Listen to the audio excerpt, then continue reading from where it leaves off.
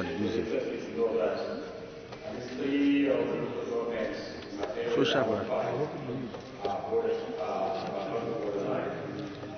Mr. President, let me first of all commend my distinguished colleagues for their contributions and support towards the government's policy culturally. I don't believe that any senator here would support such things that is very detrimental to our economy. But having said that, Mr. President, I think one of the reasons I'm bringing this motion is that we have to be careful not to make pronouncements that unjustifiably punishes a whole group of people or a whole community or local governments for an act that they may not have been responsible for or for very few people are responsible for. Mr. President, my motion is on the need to revisit the suspension order placed on the supply of petroleum products to border towns by the Comptroller-General of Nigerian Customs. Mr. President, you are aware of the remarkable progress made by the federal government in stopping the activities of smuggling since the closure of land borders in the country. Mr. President, you're further aware that while the country has made laudable progress in this regard, it appears there is no sustainable framework that has been put in place to ensure the proper coordination and implementation of this directive and its horrid impact on communities and residents living along the border. You will recall, Mr. President, only yesterday, on Thursday, a few days ago, Thursday, 7th of November, you recall that on Thursday, 7th of November, 2019, Nigerians woke up to another directive from the Comptroller-General of the Nigerian Customs that no petroleum product shall be supplied to any filling station within 20 kilometres to the borders. Note that following a detailed investigation by the Punch newspaper just yesterday, Mr. President, on November 12th, the order has created a huge scarcity of petroleum products in the border towns of Ogun, Lagos, Adamawa, Katsina and Sokoto states, particularly in communities like Ilashe, Ajegule, Idiroko, Agoshasha, among others in the Ikoke local government area of the state. Mr. President, it might interest you to know that even some hospitals cannot operate because obviously getting petrol now has become a challenge. Our businesses are closing down. People cannot go to work because they need to go 20 kilometers away for them to buy petrol to their motorcycles in order for them to be able to go about their respective duties. Mr. President, we further note that this directive is a knee-jerk approach to a modern-day solution, as it is obsolete when compared to the array of technological solutions that can be explored to rid the country of this menace. And what do I mean by that, Mr. President? In this day and age, if Dangote has over 2,000 trucks and they are all being tracked and they all have trackers on them, it wouldn't take us much, Mr. President, if we insist that all our articulated petroleum tankers must have trackers that is manned by Federal Road Safety to ensure that these petroleum products are not being taken out of the country, Mr. President. But to just make a blanket decision that the whole community, 20 kilometers away, you cannot have access to petroleum products, I think it's a very unfortunate pronouncement. Mr. President, concerned that as a result of this, many filling stations within 20 kilometers in Ikoke have been shut down forcefully by the federal government task force on border closure, brutalizing and illegally harassing residents in the process, thereby violating their rights to personal dignity as enshrined in Section 341 of the 1999 Constitution of the Federal Republic of Nigeria. Further concern that as a direct import of this order, petrol is now being sold as high as 600 naira per litre, an astronomical rise for this normal price of 145. Bear in mind that a lot of these communities are far away from the center of cities, and in most cases, in these communities, government really touches some of these border town communities. The people are mostly poor people living in doing farming, and there's really no any sustainable sort of income for a lot of these people. It was only yesterday or 2 days ago, the telecoms are even saying that there are going to be disruptions along the border area now because of getting fuel to a lot of their substations, and this is going to create additional hardship for these people. Aware that there are a number of proven technological innovations that can be explored to check and manage and curtail the acts without resorting to manual blanket approaches as it is being practiced at the moment. Worried that if this situation is not properly addressed as soon as possible, it will further compound an already bad situation for people living along the border created by the prolonged border closure and thus exerting more hardship on the people. Further worried that if we are going to have an order of this nature, there must be some kind of palliative measure. If you're going to have a blanket approach that 20 kilometers from the border, tankers cannot go, then you must at least find, even with 5 petrol stations that can be selling fuel so that peace people can still go about their daily life and run their businesses. But to say that 20 kilometers, nobody can sell, no petrol tankers can sell petrol or take petrol to all the border town, what do you expect the people to do? They have to drive. A pregnant woman or somebody at night needs to go to a hospital. There's no petrol. They have to go 20 kilometers away to buy petrol, and before they come back, these are the things we have to look at when we are making pronouncements of this nature, Mr. President. Mr. President, further worry that if necessary palliative measures are not put in place, the problem that will result from the ban will most certainly affect every aspect of businesses, transactions, as well as health centers are already being grounded by the relative scarcity of petrol products occasioned by this suspension. Alarmed by the negative consequences the prolonged suspension could bring to bear on the lives of our already suffering people. Mr. President, accordingly, I ask this august body to resolve to call on the Comptroller-General of Nigerian Customs to urgently explore the use of modern technology devices in tracking some of these articulated trucks, management and scheduling of petroleum trucks that undertake businesses along the border. Mr. President, you know, a while ago we even talked about some of these trucks that are causing calamities along. If one of the things that I was just thinking about that we can also do is that if we insist that even all these articulated trucks must be re-registered by the road safety people, it allows them to even check a lot of the condition of a lot of these trucks and to ensure that all of them must have tracking devices to be able to know where the petroleum products are being taken to. Initiate a comprehensive audit of all petroleum stations along the border and suppliers along the border communities in a bid to closely monitor their movement by mandating that each moving truck must have a tracking data that is monitored by the Nigerian Customs Service in a wholesale manner. Mandate that the Senate Committee on Customs to summon the Comptroller-General of the Nigerian Customs with a view of working out a viable economic framework policy that could further mitigate the sufferings of the people along the border areas.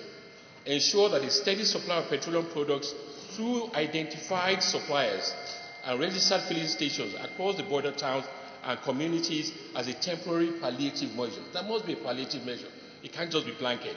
Initiate a holistic policy approach with the same vigor on the nation's waterways. It might interest you to know that as much as we are closing the border, now our waterways are still quite open.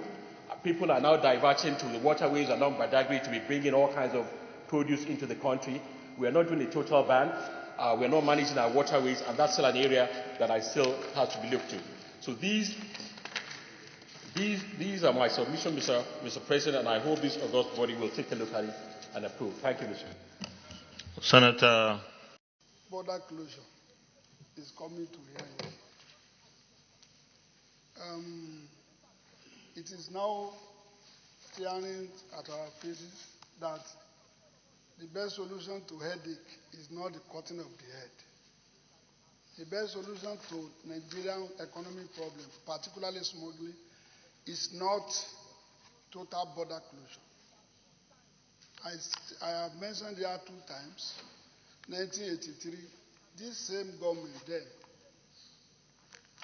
made total closure to all the borders because of changing of currency color. It was so effective within 7 days. Everything was at standstill. Now, the borders are closed. Land borders are closed, but the water borders are not closed. The traffic on water, particularly with our goods, is more heavier on water than, because water movement is encouraged by the management, particularly the security agents. They live on it. But because all of us are staying, we are living on land, our eyes are not up there. What we are doing here is as if we are legislating on land. The other time my sister brought a motion on piracy. There is nothing on piracy other than robbery. It's the same thing, smuggling and everything on water. What is happening here, if care is not taken, we will be having problems. When Baba Obasanjo was there, the patrol bases, they were 40 kilometers to the borders. Because according to his best management policy of border, we realized that almost half of Nigerians are in the Republic of Benin. Almost half, 1/3 of Nigerians are in the Republic of Cameroon, particularly the southern Cameroon. The same thing with Niger. These are brothers and sisters. If we have good border management policy, we should have resolved all these things for the past 20 years. If you open the border tomorrow, or you open it 20 years' time without any good policy the way China made, we are still going to have escalated border smuggling across the border. The petrol product we are talking about, there's always a way we can do it. There are no tankers that are moving across the borders again. I can say it with authority. What we are talking, when the NNPC was talking that the smuggling of fuel has reduced, I laughed. The one they are taking on the IC, escorted by our security agent to South Africa, they don't talk about it. In thousands, there's even a ship there now that is on this Gulf of Guinea. Is taking 120,000 metric tons of crude oil to South Africa, escorted by our security agents. There's nothing we are talking about that one. But our brothers and sisters who are taking one jerry can to go and feed their family is the smuggling. Unless the Senate faces this particular problem and enact a good law that we are not going to get out of it. January is coming. The rate of crime is coming up. So all the hospitals along these lines, we have more than almost 2,000 villages along this line, from Adamawa down to Jiroko, down to Gashua and so on.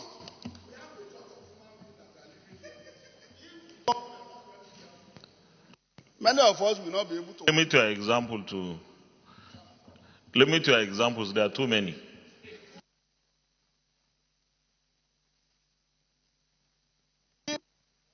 Be able to call the stakeholders and talk about this border management. If we don't do it, we are going to have problems. Now, the IMF came out last week that despite the border closure, the Republic of Benin's economy is growing stronger. I think everybody read about it. But the rice growers we are trying to assist, are they really growing rice enough? They are not. There must be no preparation for us. When we are now self-sufficient, we have made some motion on this cutting and small-scale industries on this thing too. You can round up now. We are going to have problems. We must call the stakeholders, ask why. Let us know by this time of last year what are the economic benefits of border opening. Now that the border has been closed, what is the economic benefit to the nation? What is the security situation in this country now? Christmas is coming. They should not carry fuel 20 kilometers. Christmas is coming. They should not do this. You can round up. There. Mr. President, let us take a look at these laws that are being passed without our backing. Thank you very much. Well, the distinguished colleagues will go to the press, but before. And so on. All we have this kind of problem. And if you look at even Daura itself, in Katsina, Daura, where the president came from, is only about 10 kilometers away from the border. So, Jibia. So I think if we say we are going to give this kind of thing, we are going to accept this law, then it's going to be a problem. Therefore, I think we should suspend this law for now so that people cannot be disfranchised. If you look at the constitutional provision, chapter 2, chapter 3, chapter 4, all talks about the human dignity, all talks about the non-discriminatory criteria, and therefore why should we be disfranchised? We shouldn't do that. So I think there is need to look at this issue and revisit it and suspend that order. Thank you, Your Excellency. Thank you very much. Distinguished colleagues, we'll go to the border communities in a bid to closely monitor their movement by mandating each moving truck to have a tracking device that is monitored by the Nigerian Customs Service in a wholesome manner. Those in favor of this prayer say aye. Those against say nay. The ayes have it. Prayer 3, mandate the Senate Committee on Customs to summon the Comptroller-General of the Nigerian Customs Service with a view of working out a viable economic framework policy that could further mitigate the sufferings of people and communities across the border areas. Those in favor of this prayer say aye. Those against say nay. The ayes have it. Prayer 4, ensure a steady supply of petroleum products through the identified suppliers and registered filling stations across all the border towns and communities as a temporary palliative measure. Those in support of prayer 4 say aye. Those against say nay. The ayes have it. And prayer 5, initiate a holistic policy approach with the same vigor on nation's waterways. Those in favor of prayer 5 say aye. Those against say nay. The ayes have it. Thank you very much, distinguished colleagues. Senator Francis Adenigba, Father you know you are the vice chairman of the Committee on Customs, and you are very vastly experienced because you always became a Comptroller-General of Customs at one point during your career. I think your experience and your position should be utilized to our advantage. We should have an engagement, just like one of the prayers said, with the custom authorities in the country, and we should look for what is in the best interest of our people. Distinguished colleagues, with this, we have exhausted the order paper for today. Leader of the Senate. Thank you, Mr. President. Okay, additional prayer? Okay, additional prayer.